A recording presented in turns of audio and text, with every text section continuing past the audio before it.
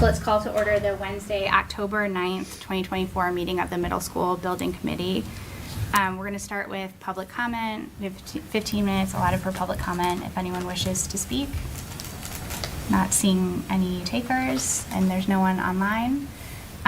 We can move to approval of minutes from the August 28th, 2024 meeting. I'd like to make a motion to approve the minutes from the August 28th, 2024 meeting of the Middle School Building Committee. Do we have a second? Second. Great. Marty, you want to call the roll? Sure. Chris? Yes. Julie? Yes. Nicole? Yes. Marty's a yes. Lynn? Yes. Yes. All right. My vote. Okay. And then do we have correspondence to enter? Does anybody want to do that? Marty? Sure. Or Nicole? We have a few items of correspondence. The first, a letter from Bill DiGiulio dated August 27th, 2024. The next, a letter from Bill DiGiulio dated August 28th, 2024. And the last from Gary Levine dated September 16th, 2024. Great. And then moving to new business, we have an update from Colliers. All right. I'll share our screen here. Thank you very much.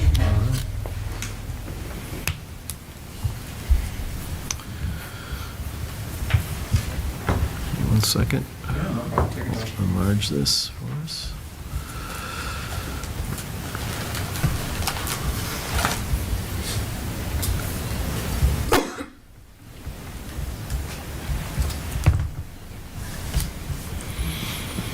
All right, we're good to go. Great. Yep. Thank you very much. And I know that screen's hard to read, but I'll walk through it just briefly here. So as we all know, we're currently in the feasibility study, which is module 3 with the MSBA. And within this module, we submitted the PSR, which is the preferred schematic report, and that was submitted to the MSBA. And that is essentially the preferred solution for the town of Long Meadow for the middle school. Since that submission, we have had a facilities assessment subcommittee, which was on September 25th. And that was a presentation that was done by the district, JWA, and ourselves, Colliers. That was presented to the MSBA and a few of their members. And that presentation went very, very well. There was a lot of great feedback from the MSBA. They were very happy with the presentation. They were extremely happy with the ed plan that was submitted. They thought it was very thoughtful as far as what the school district is currently doing, and then the forethought of what's to come in the future with a consolidated school. So they had really good things to say about it. They even said at the end that they would like to use this presentation as an example for districts that are a little bit behind us and coming through the program. So I thought that was a great compliment for what was presented and what was submitted for the PSR. So that facilities assessment subcommittee is kind of a precursor to the full board meeting. That's going to take place on October 30th. And I think we just have placeholders in our calendars now. The MSBA has not sent us a full invite as of yet. I did send off an email the other day to Vitricki, who is our MSBA consultant with the MSBA. And she responded saying they have recommended us to be on that agenda for the October 30th, but we have not heard, officially from the board saying that we are. But I'm assuming based on that response that we will be. And then as we're walking through the schedule here. So again, after that October 30th meeting, and if all goes well and approval, then we move into module 4 of the MSBA, which is the schematic design. And that will, we'll get further into the design, and JWA will work hard to, keep going with the design, working with the, the school districts, community forums, and all those types of things, really to develop the plan and project even further. And then as we get through that, we'll do another cost estimate. It'll be the similar process that we just went through the feasibility as far as the steps go, and we'll meet with the MSBA again. And then at the end of that, we'll meet with the board again with the full schematic report to the MSBA. We'll go through the same type of process with the cost estimate and the presentation to them as well. And then from there, we would move into module 5, which is funding the project with a fall of 2025 vote to the town. So that's kind of our schedule going out that far. And then one question, we are working on a future schedule, even past this, to get us through, all the way through construction and closeout and moving the kids in and all that other fun stuff. So we're working on that now. Actually, Dory is coming to our office tomorrow, and we're still kind of walking through a bunch of different scenarios and developing that schedule. So there'll be more to come. Hopefully next month we'll have that even broken out so we can start talking about, down the road and how that's all going to play into hand.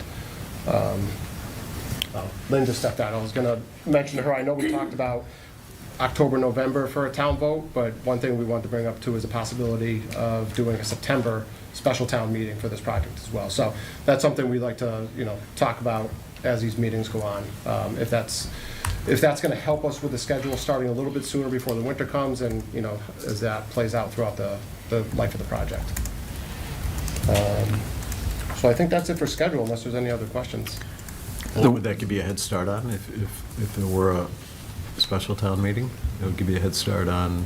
It's just going to give us a little bit of extra time before, the winter hits essentially, to maybe get some footings in the ground, that type of stuff. So if we go from a November town meeting to a September, it just gives us a little bit of extra time Gotcha. just to start doing that work. The one thing I'd like to add on the estimating that's going to be done in feasibility, there was just one estimate that was done by the design team that came up with it. Once we get into schematic design, we have two estimators. We have an estimator who's working for the district and the same one that's working with the design team.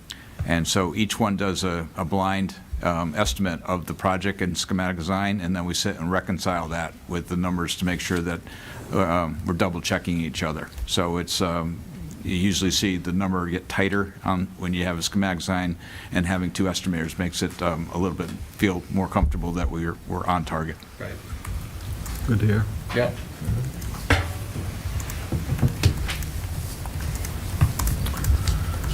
Let's see about the 25th. My agenda online. Oh, it doesn't have that level of detail. Okay, Yeah. all right. So we can move into, turn it over to JWA, to Dory and Christian, and update us on the PSR submission and... Sure. We'll pick up on some of the comments that came out of the FAS presentation. So they'll respond to us twice. First, preliminary comments, just major issues that they wanted us to respond to right away prior to them making the recommendation. So they did ask for a few things. They wanted us to just tighten up a summary of the different options that were reviewed again. That's been they've been looking for a lot of background on all the options, so that was provided. They wanted to have this overall project schedule milestones that Adam mentioned that they're working on currently.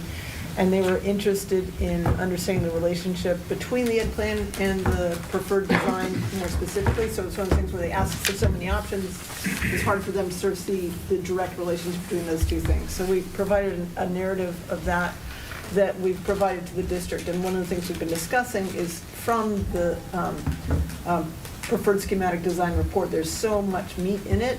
It's very hard for the community to follow all of that without digging through hundreds of pages. But that specific summary is really, really very helpful to the community to understand the education plan. So we're pulling that and some of the specific details of the final preferred option out and packaging them separately so that they can be available on the project site. So people don't have to work so hard to understand the project, essentially. The Facilities Assessment Subcommittee review is, as you know, a combination of professionals from various directions, education, design, civil, construction, and they give comments that are also useful to us as designers, and this is one of the more kind of involved conversations we have around the design from the MSBA. So we find it very useful. One of the comments they brought up that we thought was important to share is that in terms of the auditorium design, at the middle school level, they see great value, and remember they see a lot of different plans, in that auditorium being very multi-purpose and flexible rather than over-the-top theatrical, where everything is high-end lighting and sound equipment and therefore complex, versus something quite easy to use that can be used in a variety of different ways, which is a good comment to hear. I'm thinking of it as a teaching space as much as a performance space.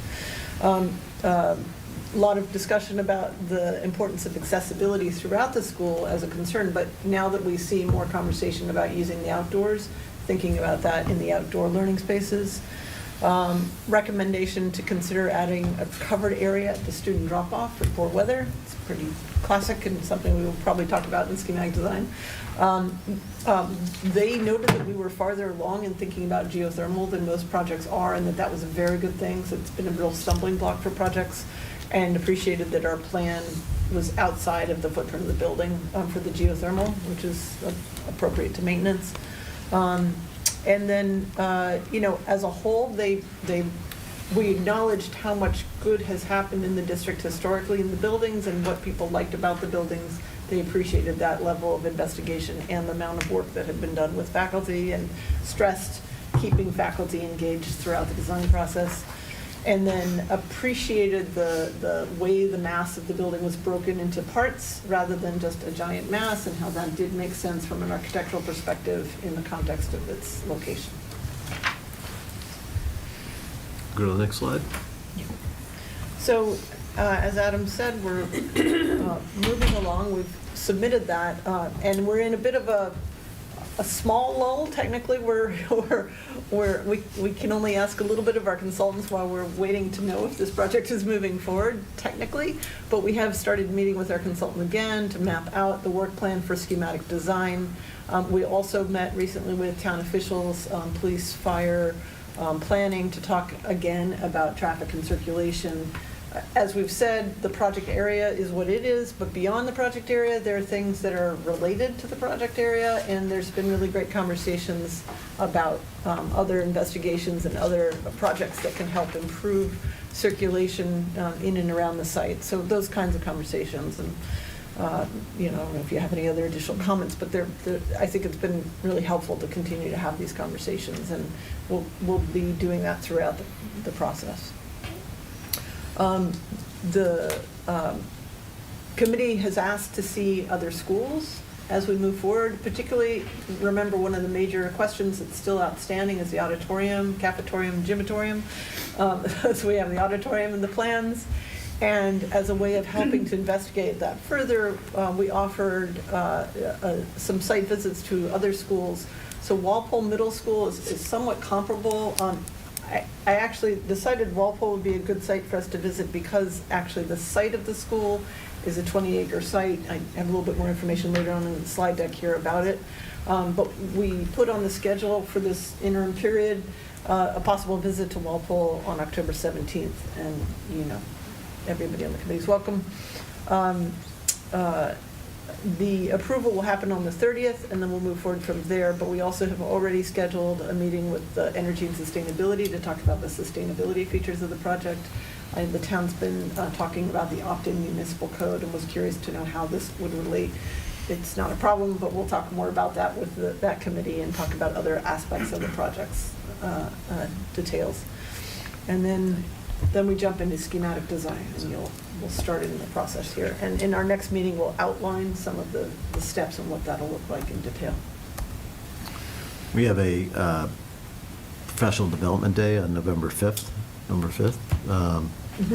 And so I'm not sure what our calendar, off the top of my head, I'm not sure what our calendar looks like for our middle school educators, but if that's a possibility on your end, we can look into it. Revisit with Yeah. and would that be all of the faculty again?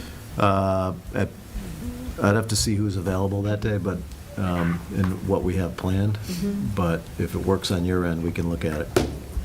Yeah, and I think the next step for us is to talk about, in schematic design, we're thinking about how to break down, going through what we have on the plans with staff to talk about it and start getting more into that plan. So we revisit the plan as it is, but then start diving in department by department.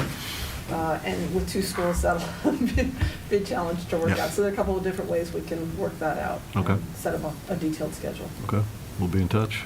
Marty, just as a reminder, November 5th is Election Day also, in case Right. that had any effect on people's attendance. Right, yeah. Well, the teachers still have to come. Yeah, teachers are still, we have Yeah. it as a professional development day, yeah. Yeah. So this is just a summary of jumping way ahead of what we're going to provide the state at the end of schematic design.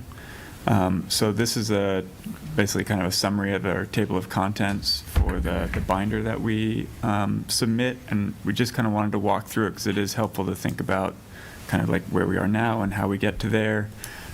So first is a submission to DESE, and that's specifically on the special education, methodology, and they want to see a list of those spaces and exactly where they are in the plan. We've talked previously about how that's one area in the MSBA space summary where we have a little bit more flexibility, and that's because that is, the oversight is under the Department of Elementary and Secondary Education. Once that's set at the end of schematic design, they would prefer that it stay that way forever. If we need to make subtle changes from there to design development or in construction documents, we need to get that reapproved by DESE at each step of the way. So it's very important that we, kind of like keep that as a separate approval process outside of the MSBA. And then under the MSBA binder, so we'll have an introduction that we'll write, educational space summary that, itemizes each and every classroom and space within the building. Existing conditions updates, so usually that's traffic, environmental, geotechnical. We did talk about at that meeting with the town that we will have an updated traffic report that will be included in this. Code analysis, utility analysis, that's, want to make sure that we don't need a fire pump so we, test the water, make sure that we've got enough pressure. They want to see a massing study. Then, of course, we get all of the systems descriptions that comes in from our consultants. And I think it's important here to remember that the true goal at the end of schematic design is to get that very detailed cost estimate, right? So to get the descriptions from the structural engineer, from our mechanical, electrical, plumbing engineers, that all is information that goes to the cost estimators so that they can give us as accurate a number as possible, because that sets the budget for the rest of the project. Sustainable building design, room data sheets. So this is a tremendous amount of work, and it's really helpful to get the input from the teachers. So this is where we basically dedicate 2 sheets of paper to every single room in the building. And we're talking about number of desks, should there be outlets? What's the technology in the room? Is there a sink? Is there not a sink? A lot of detail in every single room in the building.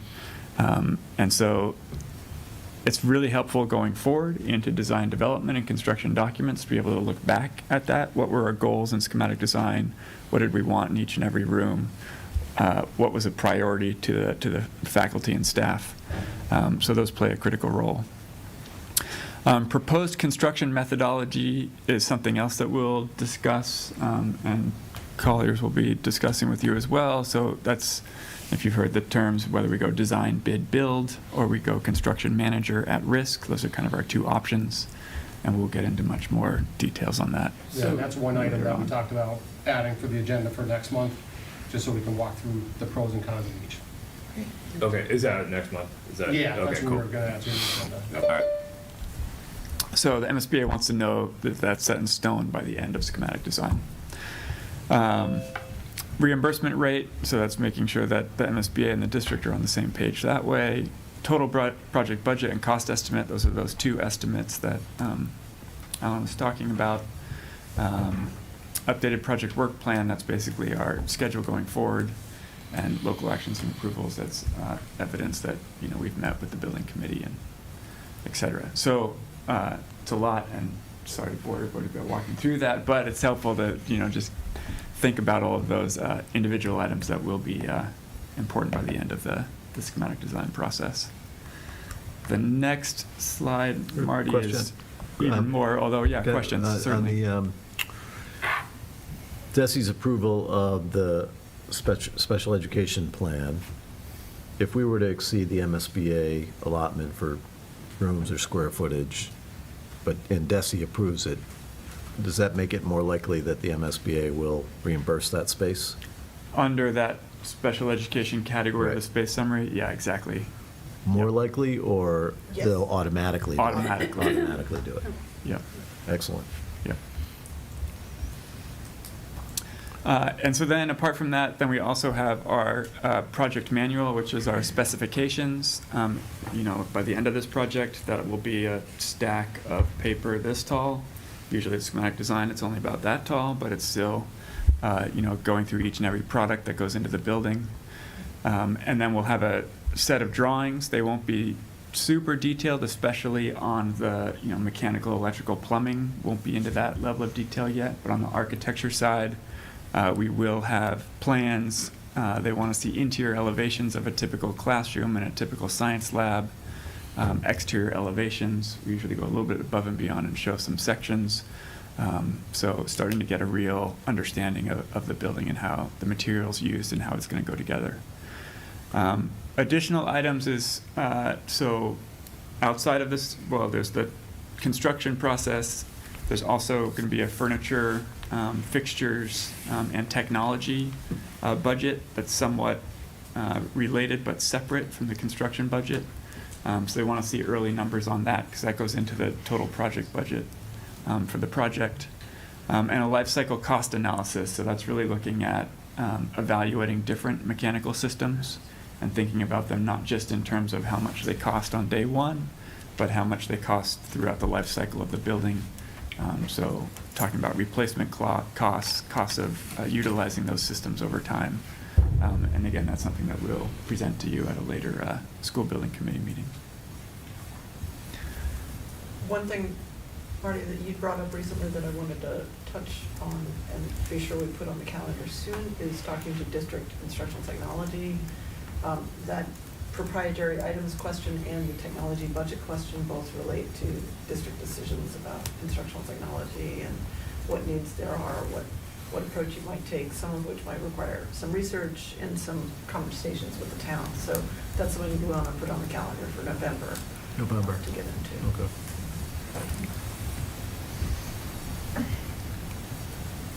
Great. So everybody should have this already and reviewed it, so if we just skim through it pretty quickly, yeah, thank you. Yes. So this is the presentation that we gave to the MSBA, the Facilities Assessment Subcommittee, but totally agree on. And we'll put it on the website too as well. It's already up. It's already up. Already Okay, up. good. Yep. Yep. And a lot of it was bringing the MSBA up to speed on your community and, the existing conditions and everything we've covered up to this point, right? So you are all much more familiar with it than they were at the time. Yeah, I would think if somebody can just summarize what the MSBA thought. I mean, what I took out of it was the education plan they said was excellent and great job by Marty and the district team. Was that what you guys were there? So. Yeah.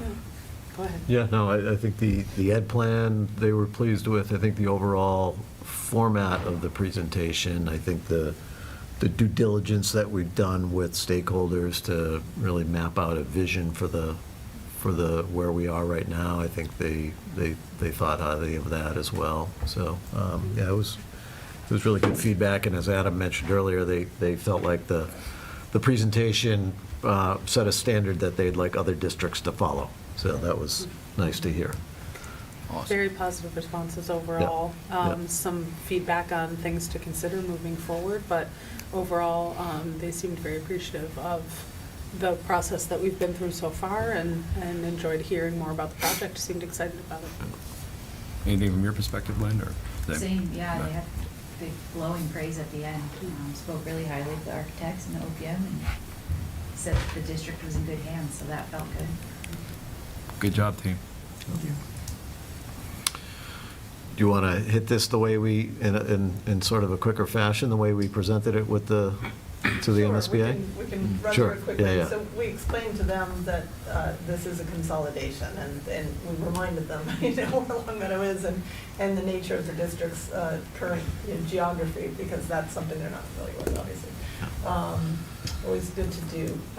Then talked a lot about our vision process and how engaged we were, the fact that we interviewed faculty, which not all teams do, and that we engaged students in several visioning exercises as well.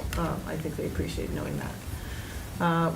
This actually is a slide that got a huge amount of praise because they tell you what they want in this slideshow, and then we added this because we find this analysis of the existing school is really helpful. They appreciated that. We also pointed out that you are, already a high-performing district, and therefore we wanted to learn from what was working in the district, as well as those things that the district sought to improve on. And they were really respectful of that.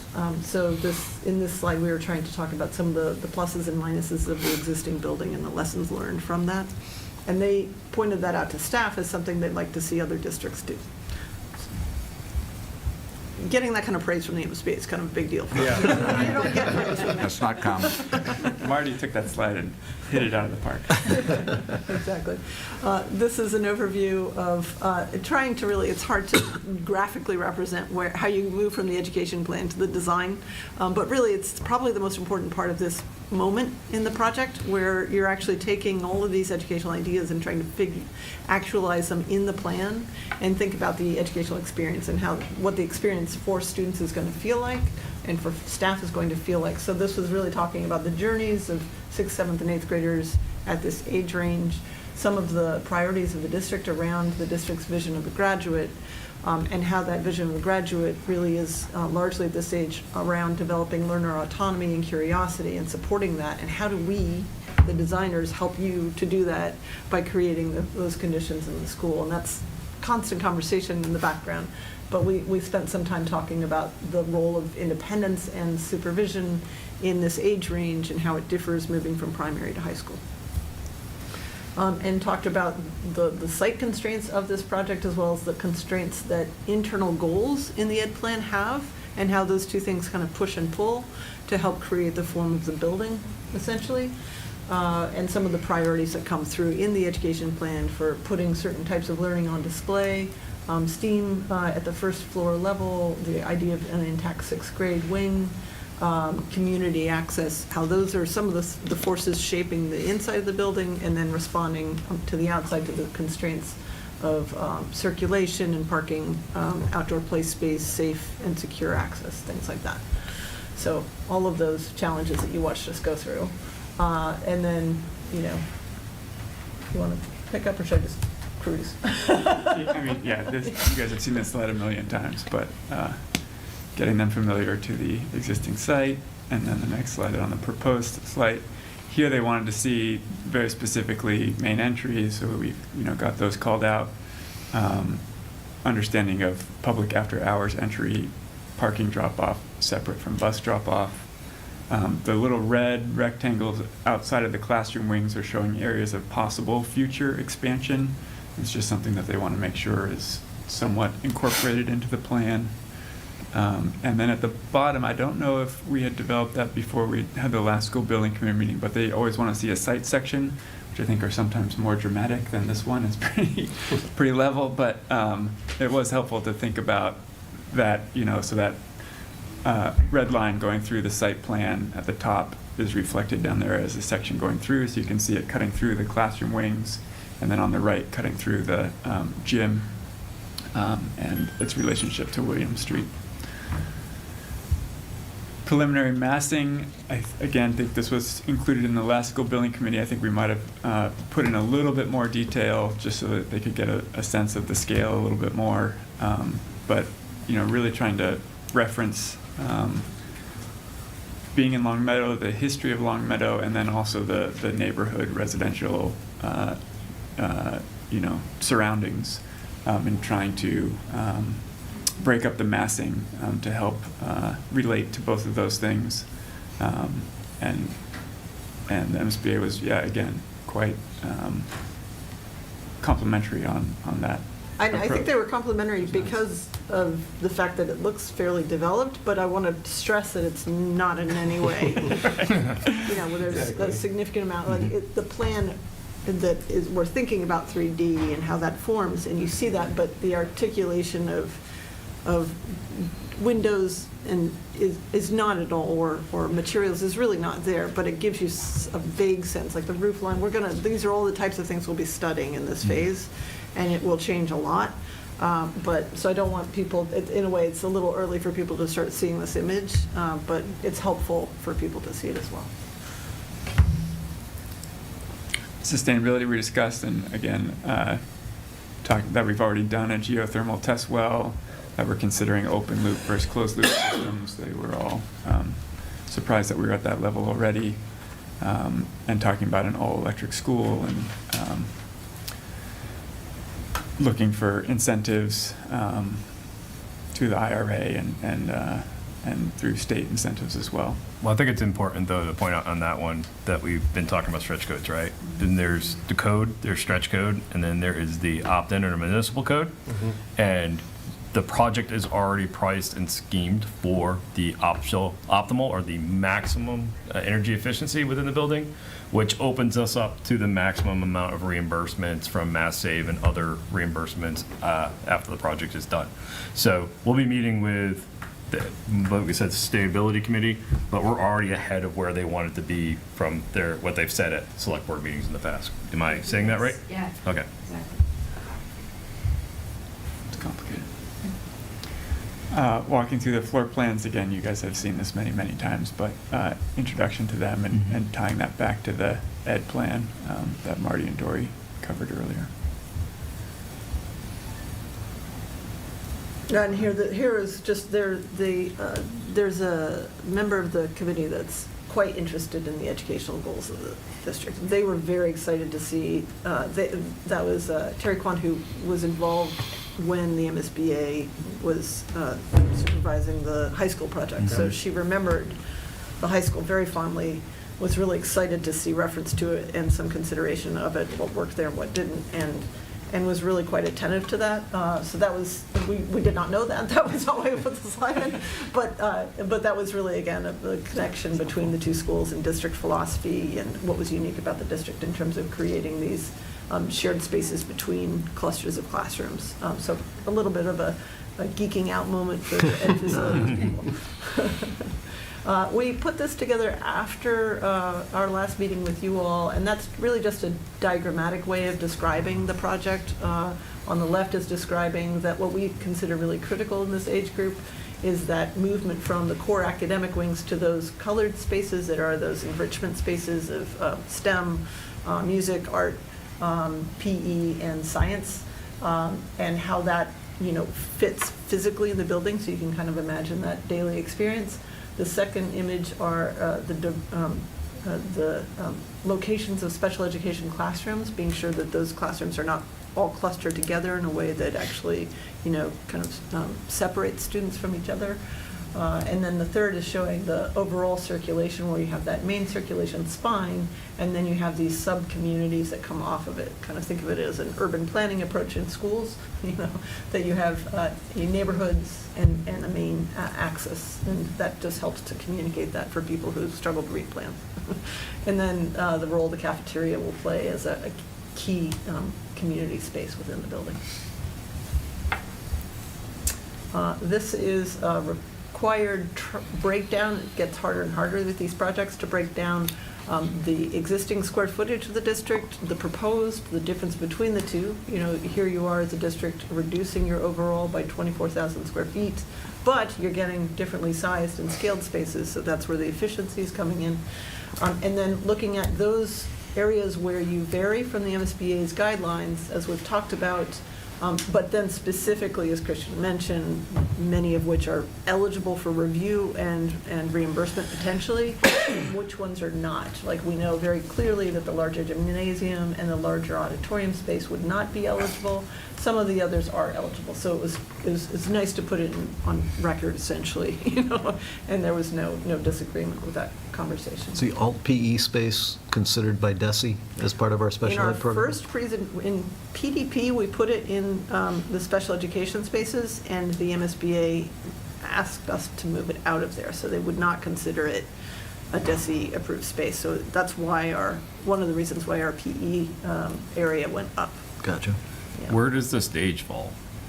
Stages in the art, no, so if you see there at the bottom, that's another area that they ask that to be moved to the category they call other, Okay. so that we're even on art. Because the stage they'll reconsider, right? Or they'll consider for a cost, but not the Right, auditorium? not the Okay. extra auditorium Okay, good. space. Thank you. Yeah. So, and then down to the auditorium options, that's a slide that you all saw before, and they were happy. They're always really, that's a big chunk of square footage. They really want to know that you know that they're not going to consider that reimbursable. But it does raise a question I just want to bring up before the night is over, that is an issue that you all had wanted to have more time to explore. But for schematic design, we have to go into that estimating process, and the design process essentially has to reflect your decision. So I'd say, I'm hoping we can have another revisit of this by December and have that decision made so that we can be sure our documents are. Yeah, I think our last meeting, we were pretty Locked in? locked in on the auditorium option, but yeah, I think we definitely should, by December, have another conversation and just make a final decision. I think at the meeting you suggested you might want another community meeting, so if you do, that, it would just be good to, if that were something that you were looking for input on. Otherwise, yeah, we're happy to. And the only other outstanding question I had, the what do you call it, the footprint. How much bigger now? It wasn't that much bigger, I thought. It was like 90 to 95,000. Than what we were originally? Yeah. No, it's not much bigger because we actually, we went up and down in various categories, right? So we took some down Okay. Elsewhere, so. Yeah, we're I just still want to make sure pretty we're, on target. well, Yeah. the drawing looks big on the paper, but the actual footprint is not much bigger than the current building is. Oh, that's no, what- if you're okay. comparing to the current building, it's about, the footprint is about 20,000 square foot more, which again is not Yeah. much in the overall. So it is Right. pretty close. I think we were at 74 and the footprint's about 90. Okay, that's what I thought, yeah. Okay. And then this is the overall comparison of the costs of the different options that were studied.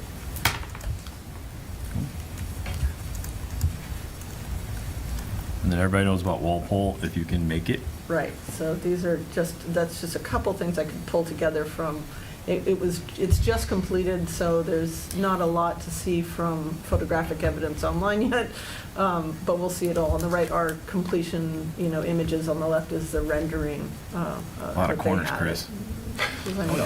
Sorry? A lot of corners. A lot of corners. And as you can see, you can see why, and to our friend who works in housing, like the classroom issue, right? You see some of the same considerations. So it does relate to the same stretch code and energy code issues and educational issues. So it's not that radically different. Again, it's a 20-acre site, same size as this site, actually a larger school with Right. 905 students. So I thought that would be helpful. And also, the existing school was right next door. So they remain in that school while this new school was built.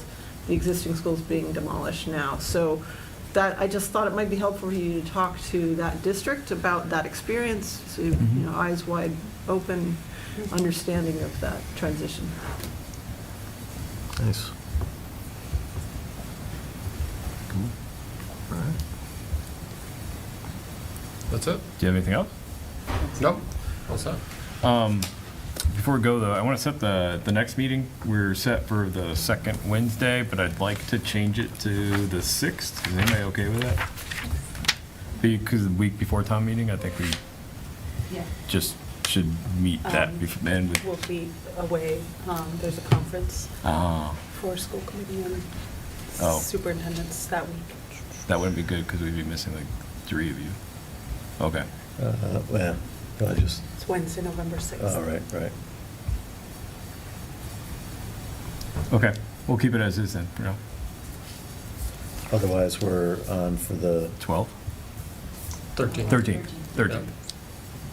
Okay. about the 12th is town meeting. Yes, Okay. which you all should be at anyway. Yeah. Yeah. Okay. Okay. Does anybody have anything else? Seeing none, I'd entertain a motion to adjourn. Motion to adjourn? Second? Motion is second. Any discussion? Seeing none, I'd call for a roll call. Chris? Yes. Julie? Yep. Cole? Yes. Marty? Yes. Lynn? Yes. Is anybody on the phone? Nope. No. Armin, yes. We are adjourned. All right. Thank you, everybody. Good meeting, good update.